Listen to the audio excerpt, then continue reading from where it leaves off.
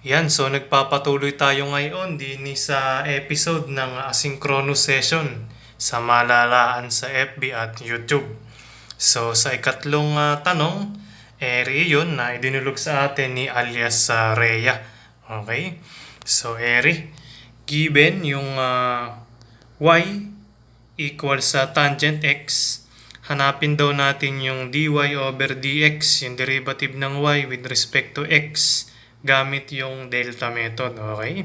So, yung mga iba na may kahalintulad na tanong ay makinig kayo. Okay? So, ganiri ang gagawin diyan. So, ang hinahanap dyan ay yung derivative nga ng y with respect to x. Pero yung paraan ay yung using delta method. Sa iba, ang turo din ay yung definition ng derivative. Yung ganiri limit ng f of x plus delta x minus f of x all over delta x as delta x approaches 0. Eri yung ginagamit nila. Okay? Yung definition ng derivative. Pero sa ibang turo, ang binibigay sa kanilang paraan ng pagkuha ni ring dy over dx ay yung 3-step rule ata yun, o yung 4-step. Okay, so yung akin ay 4-step para makita talaga. Okay, so ang hahanapin diyan na una ay yung y plus delta y. Okay, so yung y plus delta y, mamaya makikita natin yan kung paano kunin.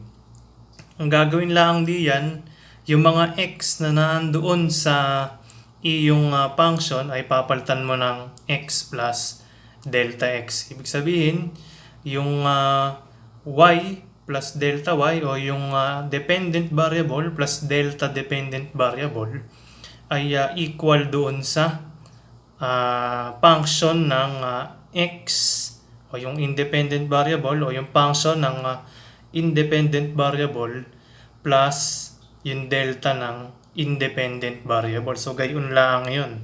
Yung unang step. Okay?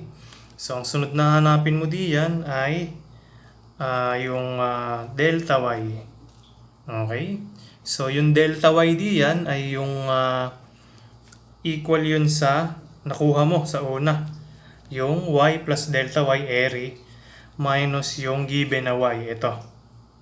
Okay? So, gayon na yun, y plus delta y minus y. Delta y ang makukuha mo. Okay, so yan yung sa ikalawang step. Diyan sa pagkuha ng dy over dx by delta method. Next na step, pag nakuha mo na yung delta y, yung delta y ay i-divide mo sa delta x. Okay, so lahat nung nakuha mo rin, i-divide mo ng delta x. Okay, so gayon lang yung ikatlong step. Tapos dun sa huling step, yung pagkuha na nung dy over dx. Okay? Yung dy over dx ay equal sa limit ng delta y over delta x as delta x approaches 0. Okay? So, ere na expression na ere equal lang naman din. Pareho lang yan diyan. Okay? Inilet mo lang diyan yung para din yung y equal sa f of x. Okay? Pero sa iba kasing turo ng pagkuha ng derivative with respect to x o yung derivative ng y with respect to x, ang turo nila ay ganire. 4 na step. Okay? Sa iba, ganire. Pero palagay ko sa kina alias sa Rhea, ganire ang gagawin nila. Kasi ang nabanggit ay delta method, okay? Pero pareho lang naman yan. Pareho lang ang lalabas na derivative, okay? So, simulan na natin yung pagkuha ng derivative ng y with respect to x, okay?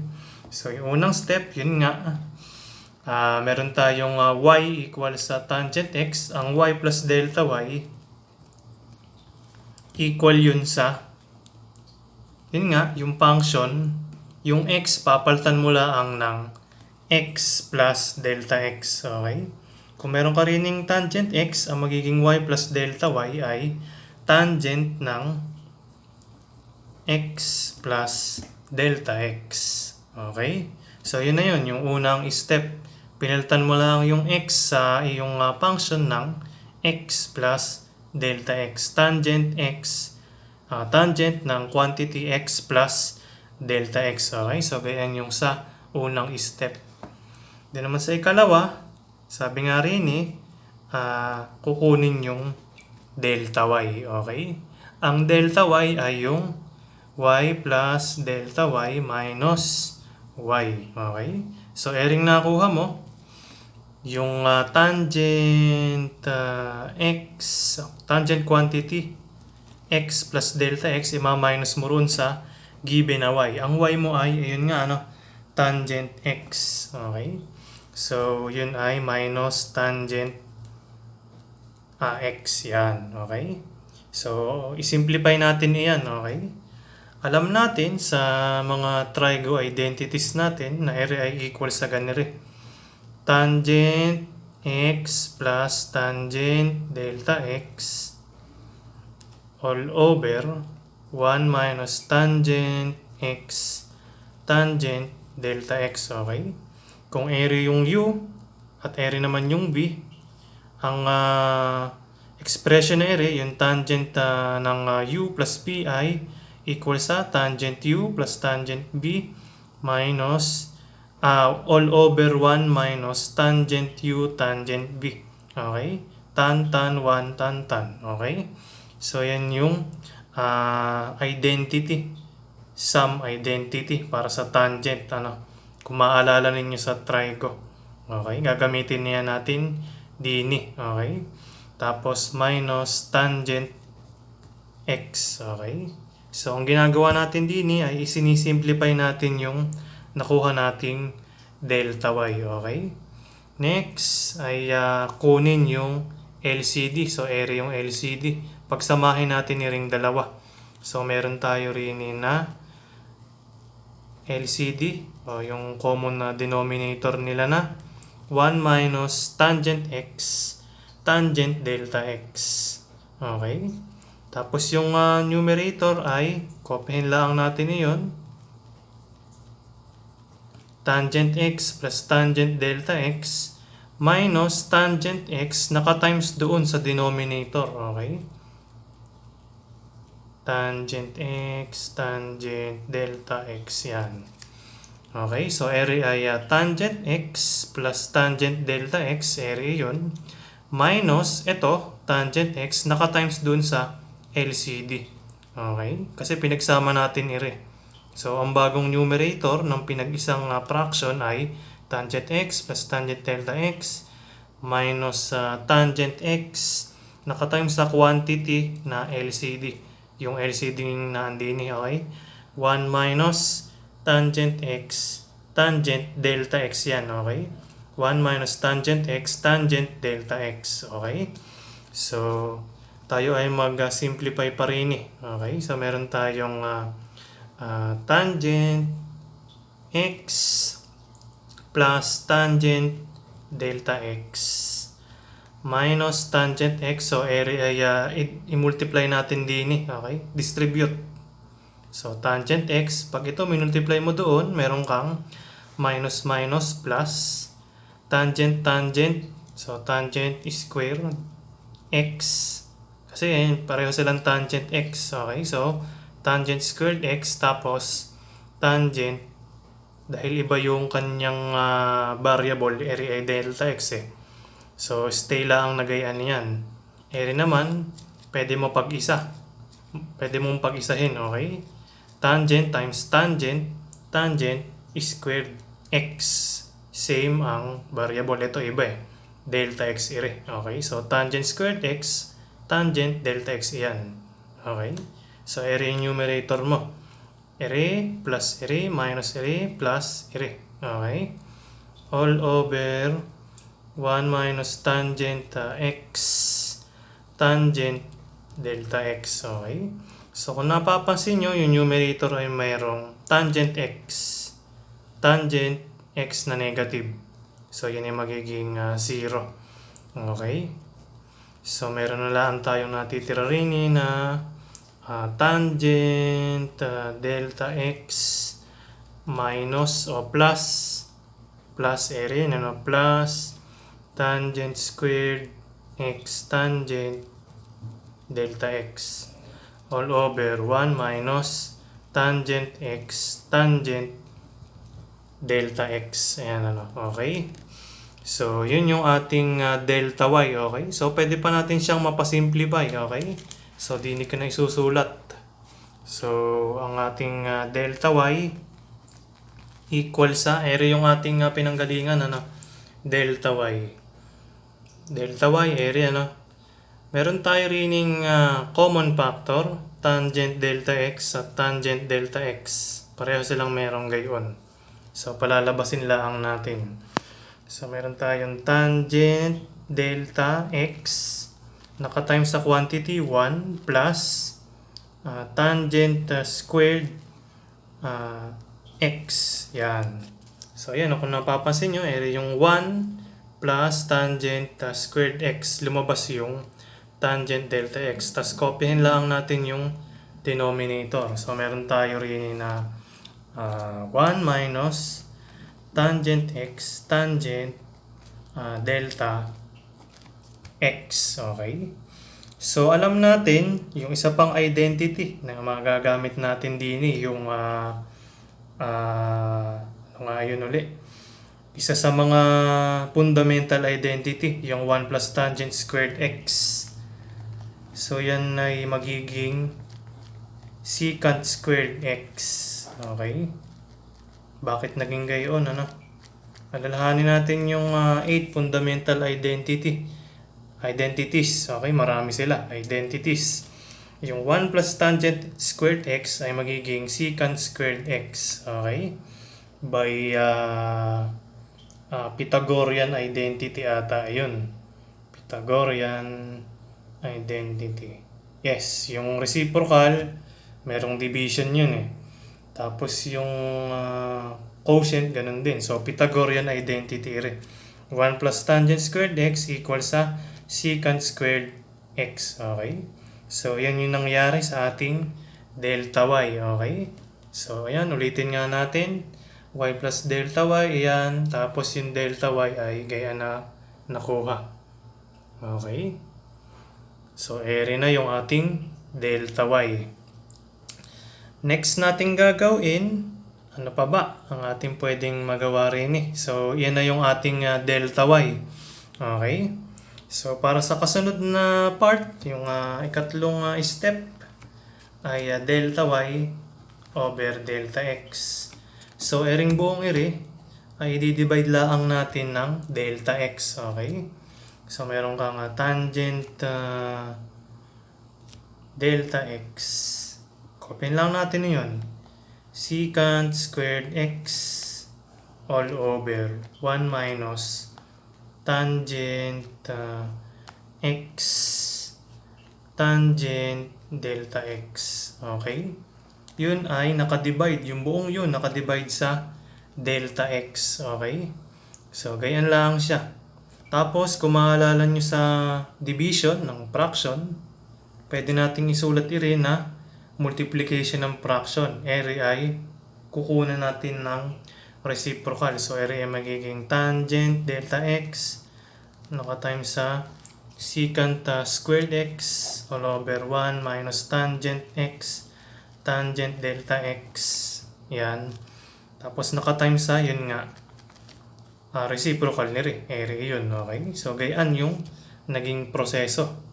Mula rin sa division ng fraction ay naging multiplication. Okay? So, ibig sabihin, merong ka diyan na, so, pagsamahin na natin, merong ka riyan na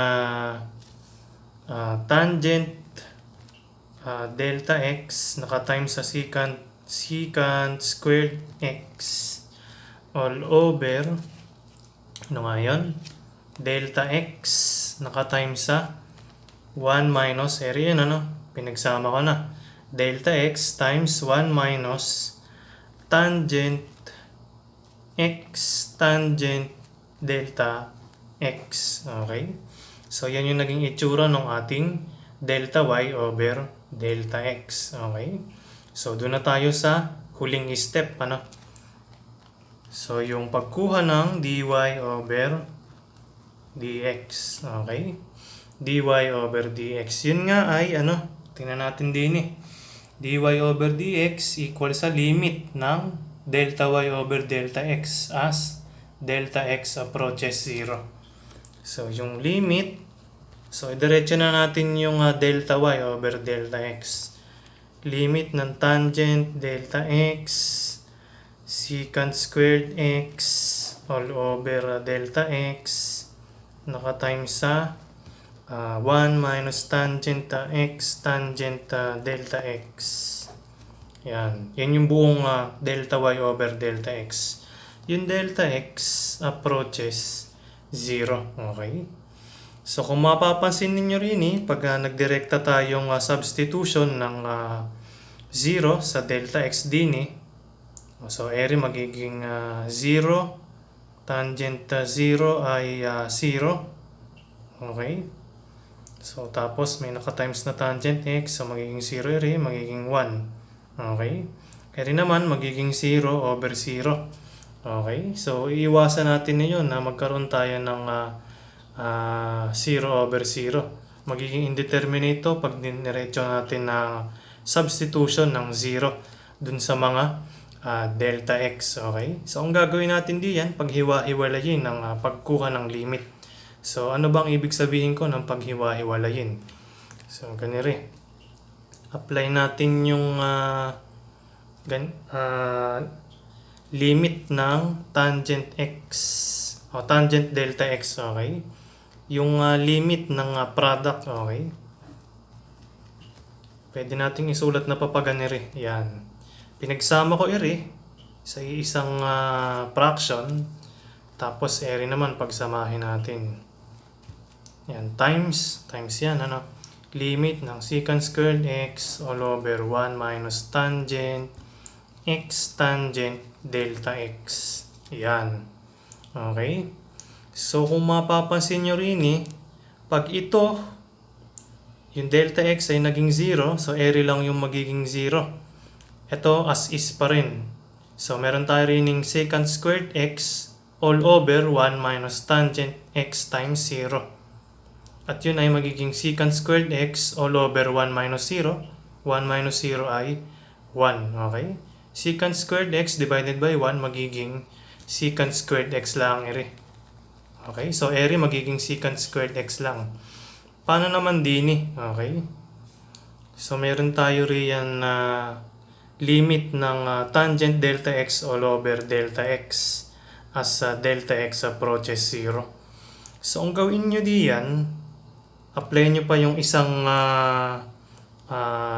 identity, triangle identity.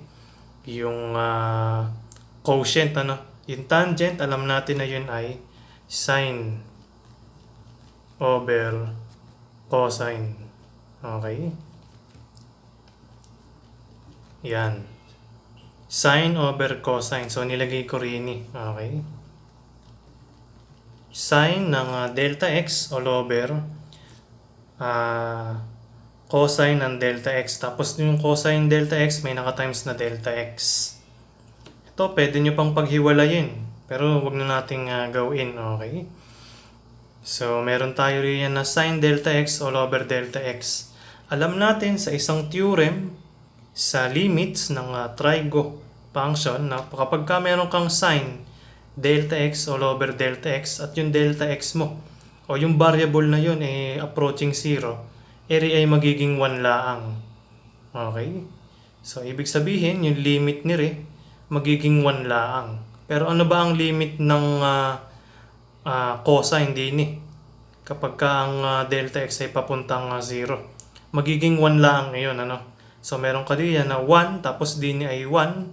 So, buong area ay magiging 1. Okay? So, sabi nga natin, area ay magiging secant squared x lang. Yun nga, pag-evaluate natin ang limit na area. So, ibig sabihin, kung area ay magiging 1 times secant squared x, so, ang lalabas na dy over dx natin diyan ay secant squared x. Okay? So, ibig sabihin, yung ating problem na y equals sa tangent x. Kapag hinanap natin yung dy over dx o yung derivative ng ating y with respect to x, ang lalabas na derivative niya ay yun, secant squared x. Okay? Gamit iring delta method na tinatawag. Okay? O yung sa iba, yung definition ng derivative. Okay? So yun, ulitin nga natin yung mga steps.